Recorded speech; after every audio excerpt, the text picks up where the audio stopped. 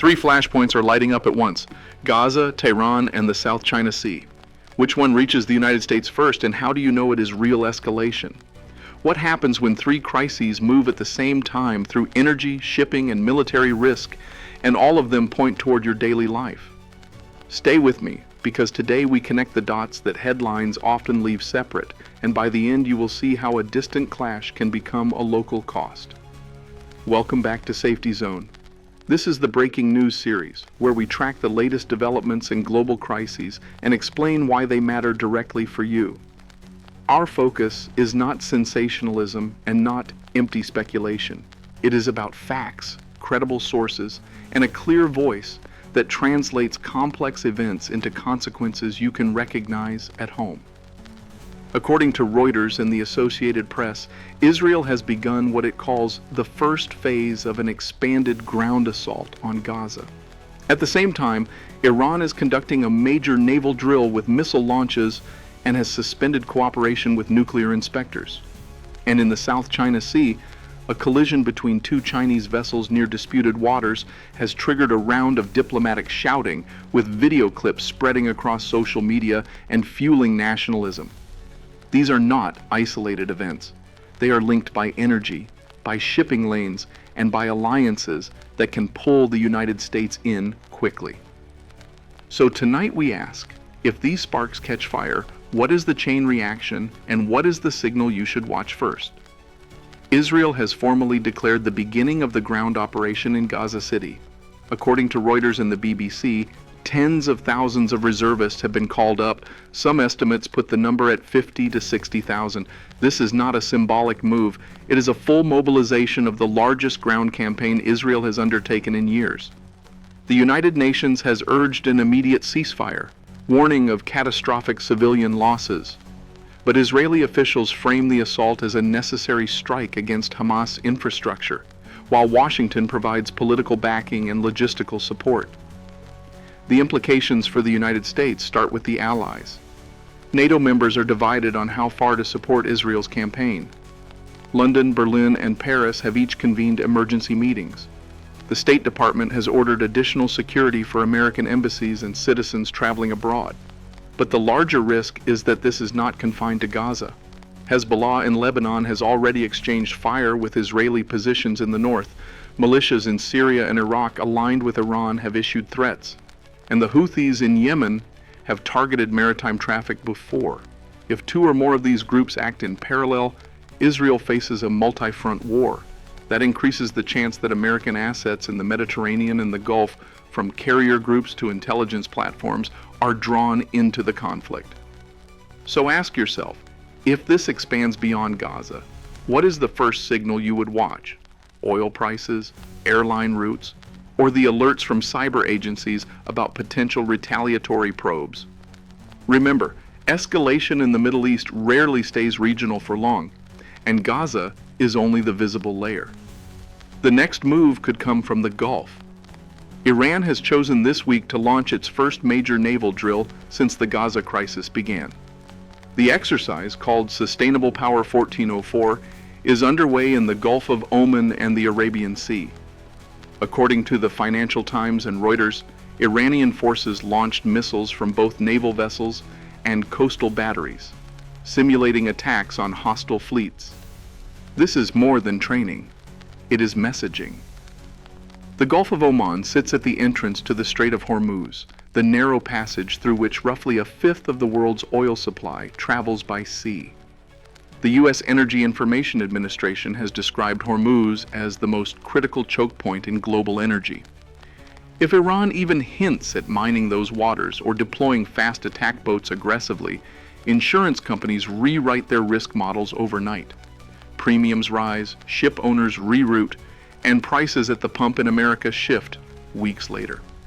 This drill comes as Tehran has also suspended cooperation with the International Atomic Energy Agency.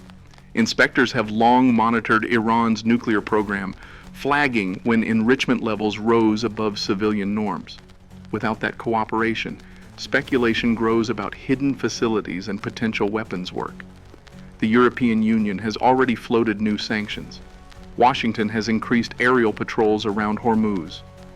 the risk of miscalculation rises each day. Think of this.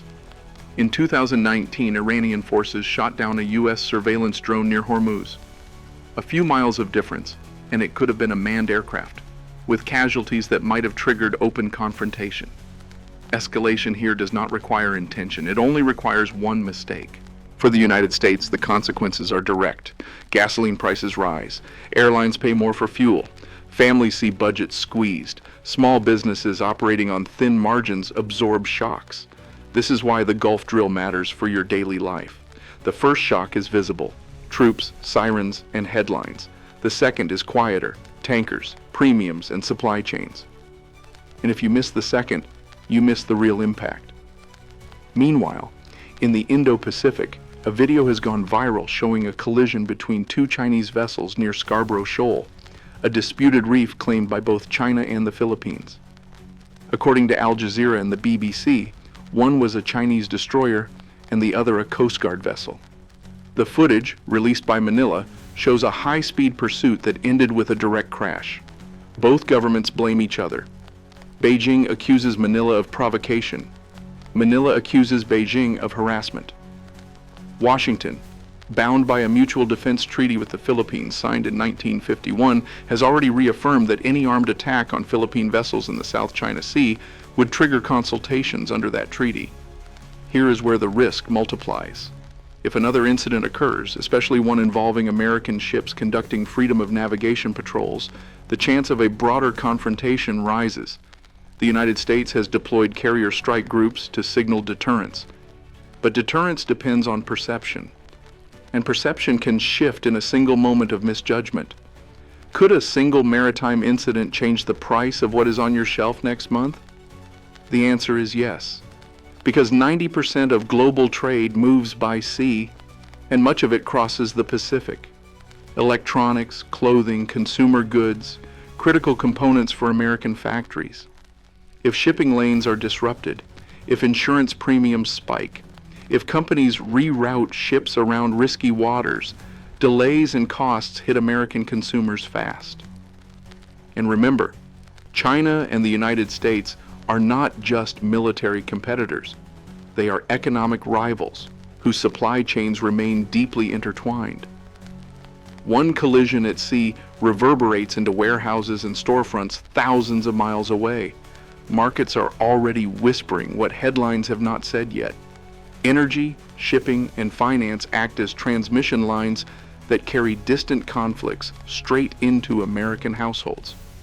According to Bloomberg and Reuters, crude oil prices have already nudged upward in response to these tensions, with Brent crude flirting with the $80 mark and analysts warning of potential spikes to 100 if Hormuz faces even partial disruption. In previous Gulf crises, insurers multiplied their premiums for tankers, which translated into higher gasoline prices within weeks. Multiply that by a nuclear exchange risk and by full regional mobilization, and the energy curve bends sharply. When energy rises, everything tied to diesel and gasoline rises too. Groceries, construction materials, deliveries, and flights. Finance is the second line. New York and London are not bombed, but they are not immune. High-frequency trading models break when geopolitical shocks ripple across currencies and commodities. Margin calls force funds to shed assets. Retirement accounts lose value in days. For ordinary Americans, this looks like a shrinking 401k balance or higher borrowing costs. Food is the third line. The United Nations Food and Agriculture Organization has documented how fertilizer and fuel costs drive bread and meat prices globally. Add shipping delays, rerouted vessels, and port inspections, and supermarket shelves grow thinner. Not empty like a movie, but inconsistent and unreliable. And here is where memory matters. Remember the early months of the pandemic when meatpacking plants slowed and shoppers faced sudden gaps on shelves? That was not because farms stopped producing. It was because logistics jammed. A global security shock produces the same effect. Cargo ships sit idle while paperwork piles up. Insurance rules change overnight. Costs trickle down to the checkout line. Information integrity is the fourth line. Hostile actors exploit crises to seed fake stories. False radiation maps, fake evacuation orders, deep fake videos designed to look official. According to cybersecurity briefings cited by the BBC, foreign bots have amplified panic in real time during past crises in Europe and Asia. The device in your hand becomes a delivery system for fear as much as for facts. And think about this. In 2016, a fake report about a bank collapse in the United Kingdom caused real customers to withdraw real money, all within hours. Panic can spread faster than the actual shock. Diplomacy is the fifth line. Calls for restraint escalate into bargaining. Washington leans on allies to de-escalate. Moscow and Beijing maneuver for influence, and the map holds its breath to see whether these flashpoints stabilize or multiply. The second wave is not a single dramatic blast. It is thousands of small cuts to confidence that add up to a different world. You may not remember the day the price of rice doubled. You will remember the feeling that the store could not be trusted to have what you needed. You may not remember the exact date when flight routes changed. You will remember that visiting family became harder. And in this fog, two questions hang over American households. How long could we operate if our budgets were squeezed for months? And how do we filter noise from signal when everyone has a megaphone? The truth is, economic tremors can be just as destabilizing as missiles because they move silently but touch every home. So what does this look like at street level in America? Imagine the first weekend after the news breaks. Gas lines form in a few regions simply because people rush to fill up. That behavior itself creates shortages. Grocery stores see a surge of buyers grabbing shelf-stable items and bottled water. Pharmacies receive calls for early refills of essential medications. Some areas impose temporary limits on purchases to keep supplies balanced. Local officials issue calm guidance, but rumors spread faster. Some banks shorten hours while stress testing systems under heavy digital load. Power utilities remind customers that rolling outages can be used to balance grids if cyber pressure or supply constraints spike. Aviation authorities issue advisories about GPS unreliability and flight adjustments. Schools and workplaces dust off emergency communication trees. Families rediscover the old question, if we could not reach each other by text, what is our backup? This is where American systems matter. The Wireless Emergency Alerts Network can push messages to your phone even when regular service is unstable. The Emergency Alert System can interrupt radio and television. A NOAA weather radio can receive official broadcasts without the internet.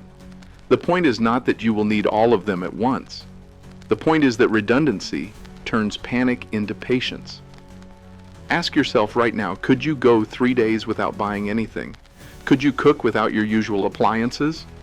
Do you know your neighbors well enough to share and swap if delivery's slow? Small yes answers to these questions add up to big resilience. And that is the difference between watching panic on television and living calmly through a hard month. And here's another layer, the financial habits we take for granted. Electronic payments, credit cards, mobile banking, all rely on servers that can be stressed during surges. In 2021, during the Colonial Pipeline attack, not only did gas stations run dry, but some payment systems froze under pressure. A small cushion of cash at home is not paranoia, it is prudence. Think also about medicine. According to the American Medical Association, a large share of U.S. pharmacies operate on just-in-time supply, meaning they stock only what they expect to sell within a few days. If a shipping delay or a panic run disturbs that rhythm, patients with chronic conditions feel the pinch first. Do you have a buffer? Have you spoken with your doctor about emergency refills or safe alternatives? On the food side, the lesson is not hoarding, it is smoothing.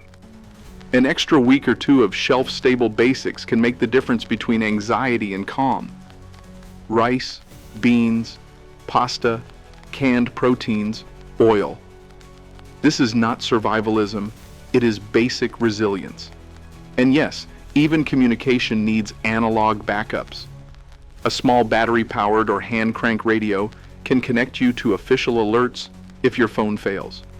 Print a paper contact list. Agree on a family rendezvous plan. Because sometimes the real crisis is not that you lack information, but that you cannot reach the people you trust. Think forward. If this month brought rolling shortages, could you maintain your routines without panic? If next month brought higher bills, could your budget absorb the shock?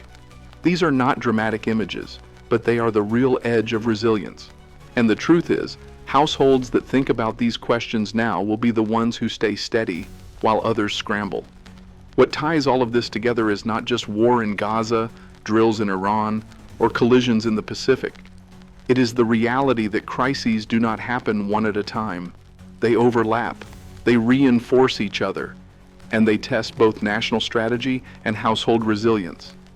The bigger lesson is that the risk is not only one catastrophic event, but the accumulation of smaller frictions that travel through energy markets, shipping lanes, and financial systems until they touch your daily life.